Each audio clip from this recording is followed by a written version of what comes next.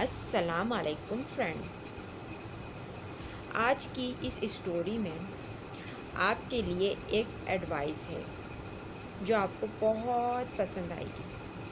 تو چلیں شروع کرتے ہیں۔ کسی NGO نے ایک سماجی تجربہ کیا۔ 2 نوعمر بچوں کو لیا، ایک کو پرانے کپڑے پہنا کر بھیک مانگنے بھیجا اور دوسرے کو مختلف چیزیں دے کر فروخت کرنے بھیجا۔ شام کو بھکاری بچہ 800 اور مزدور بچہ 150 روپے کما کر لایا۔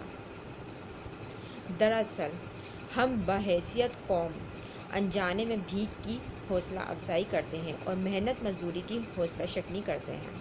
ہوٹل کے ویٹر، سبزی فروش اور چھوٹی سطح کے محنت کشوں کے ساتھ ایک ایک پائی کا حساب کرتے ہیں اور مشٹنڈے بھکاریوں کو 10-20 بلکہ 100-50 روپے دے کر سمجھتے ہیں کہ جنت واجب ہو گئی۔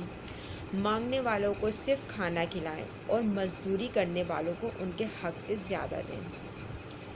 ہمارے مولوی صاحب فرماتے ہیں کہ بھکاری کو اگر آپ 1 لاکھ روپے نقد دے دیں تو وہ اس کو محفوظ مقام پر پہنچا کر اگلے دن پھر سے بھیک مانگنا شروع کر دیتا ہے۔